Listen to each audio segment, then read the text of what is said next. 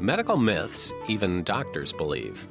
You're listening to ReachMD XM157, the channel for medical professionals. Welcome to the Clinicians Roundtable and a special series exploring health education. I'm your host, Dr. Gary Kohn, and joining me is Dr. Erin Carroll, who is Assistant Professor of Pediatrics in the Children's Health Services Research Program at the Indiana University School of Medicine in Indianapolis.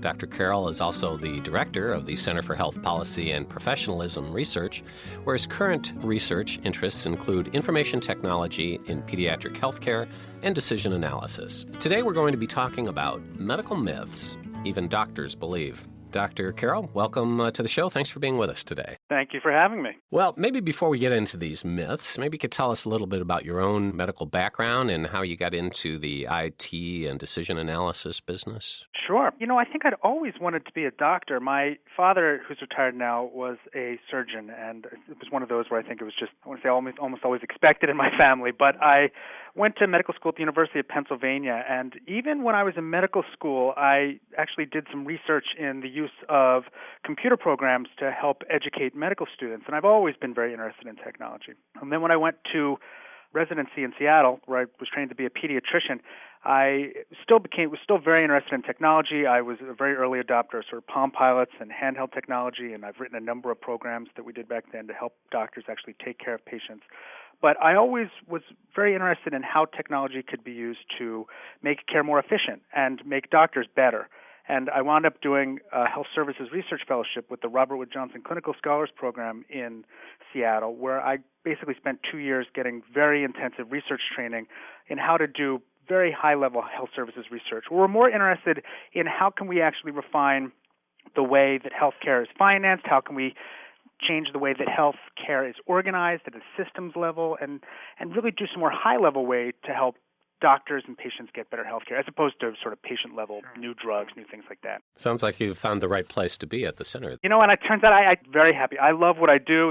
Indiana has the Regan Street Institute here, which is the forefront of informatics and sort of information technology, and our Children's Health Services Research Group does a fair amount of work in that area as well. But even broader than technology, it's really about knowledge and how we actually take what we know, and technology is one way to do this, but to take knowledge and put it in the hands of doctors in the right way, put it in the hands of patients in the right way, and try to take knowledge and information and use it in the best way possible.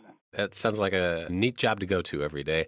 It's interesting because along those lines, I guess a couple months ago in the British Medical Journal, you talked about how some false knowledge is getting into the hands of docs and patients. So let's talk about some of those issues, because I think many of our listeners will share some of these issues.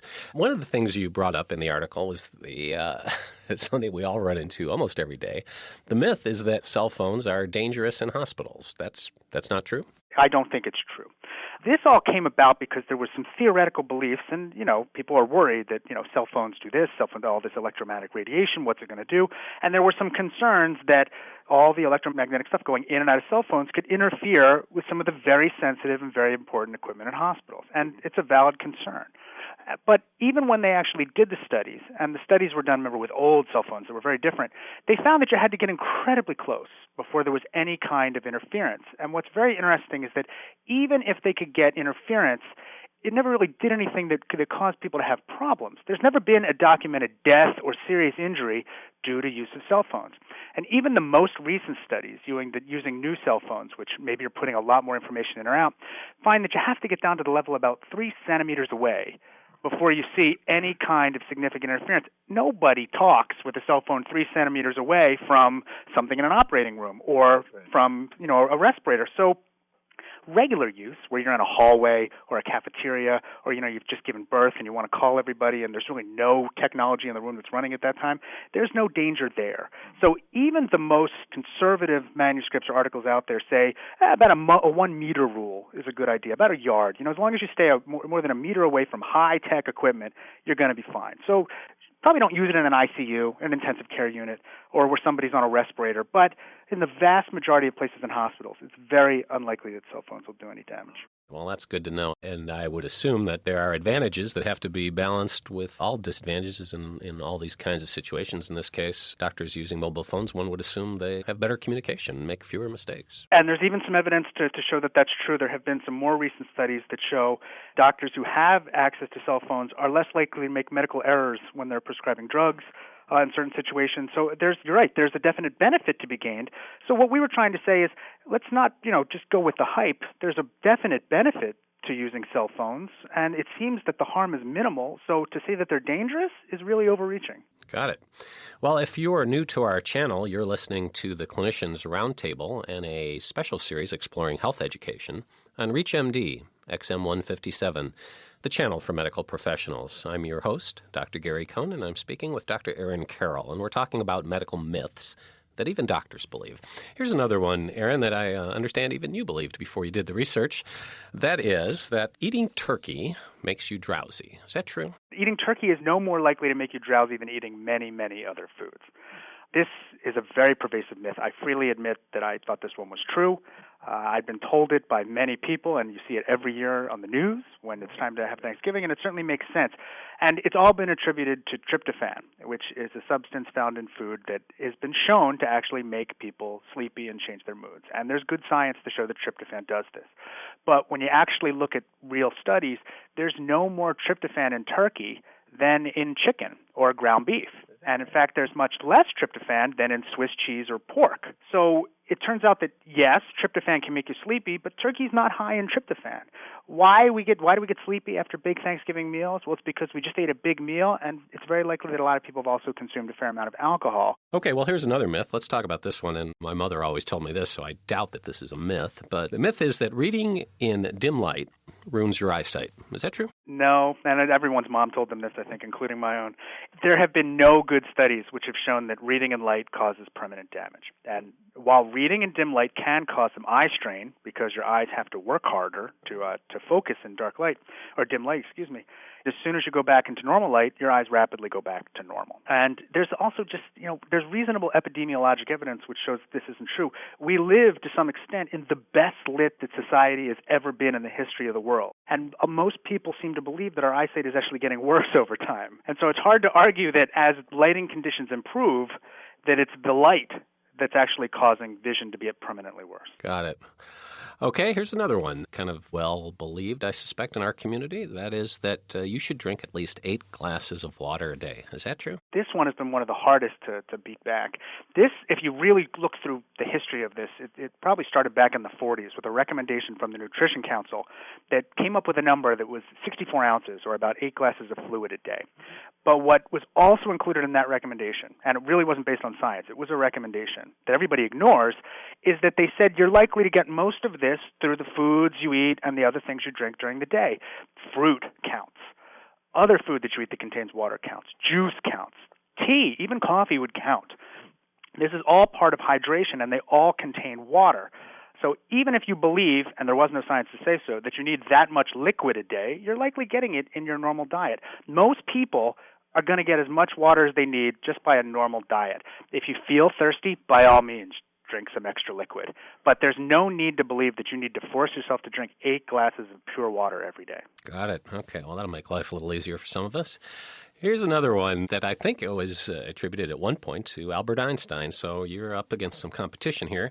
The myth is that we use only 10% of our brains. Not only is that a myth, the Einstein part is a myth as well. He never said that, and all the good biographies have shown that that's never been shown that he actually said that. So that in itself is a myth. This one originates even further back than the water myth. It probably started around the early 1900s with snake oil salesmen who were trying to sell tonics to improve people's brain power and came up with this idea that we're only using 10% of our brain. Reasonable modern studies that scan the brain show that all areas of the brain are active and that neurons are firing almost continuously at all time. Certainly, you would never want to lose any part of your brain, and most people, if they do have brain damage and lose a part of the brain, have some effect. It's true that we don't use every part of the brain as much as every other part of the brain. We're not using all of the parts at all times, but certainly everybody's using all of their brain all the time, not 10%.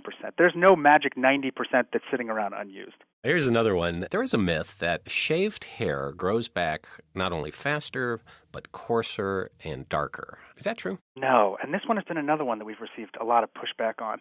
It's just not true. Certainly, and I have a friend who's balding and always wants me to point out, if this was true, then bald men could just shave their heads and all their hair would grow back thicker, stronger, and darker. That just doesn't occur.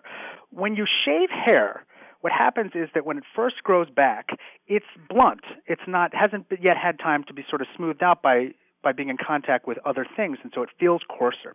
It looks darker because it hasn't been exposed to light or the sun yet, and therefore hasn't achieved its regular color. And it doesn't grow back any faster, and studies have shown that just doesn't occur. Anything you do to hair above the level of the skin has no effect on what's going on below the skin. And so shaving hair may, for a day or two, appear to be darker or coarser, but will grow back at a normal rate, and when it's all said and done, will appear just as it did before you shaved it off. Well, related to that, here's another myth that hair and fingernails, for that matter, continue to grow after a person dies. Is that true? No, and it's a morbid myth, and it sort of has a lot of play in a lot of literature and in movies, and it's an optical illusion. First of all, growing hair and nails is a complex hormonal process that requires a live body to occur. When people die, what happens is that their skin dries out, desiccates, and actually starts to retract. And it's this retraction that makes it look like nails are getting longer and hair is getting longer. But the hair and nails are not changing at all. It's the skin pulling back. And so no growth occurs after death. Let me ask you this, Aaron. These are kind of interesting, and some of them certainly widely held. When you and your team published this in the British Medical Journal, what kind of feedback did you get, or have you had much? We've had a lot, far more than we thought. Rachel and I have been blown away by this. It varies. We've had a lot of positive feedback, and we've had a lot of interest from people who just think it's an interesting topic and they want to talk about it. And I've had a lot of feedback from people who have, 10 more myths that they want to know about and to see if they're true or not. But what we were surprised by was that there was some real pushback that was not so pleasant. Some people really hold on to these beliefs, and they really, truly believe them to be true. And even in the face of, we try to show good science, they just don't want to let it go. Now, granted, some of them have ulterior motives. There's a lot of business in selling water. There's a lot of business in convincing women that they can't shave, that they have to do other things to remove unwanted hair. But we were also surprised by the number of physicians who either really fought back against us or took offense at the idea that we thought that they didn't know this already. And it was never our intent to say, wow, look how, the doctors don't know what they're talking about. We're doctors. Our intent was to show that human beings believe this. Doctors are human beings, and as such, it's important that we all look back at not only the new knowledge coming out, but the things that we hold already to be true and make sure that there's really good evidence to support that. My thanks to Dr. Aaron Carroll for being our guest. We've been talking about medical myths even doctors believe. I'm Dr. Gary Kohn, and you've been listening to a special series on health education on ReachMD, XM157. To comment or listen to our full library of podcasts, visit us at reachmd.com. Register with promo code RADIO and receive 6 months free streaming for your home or office. Thanks for listening.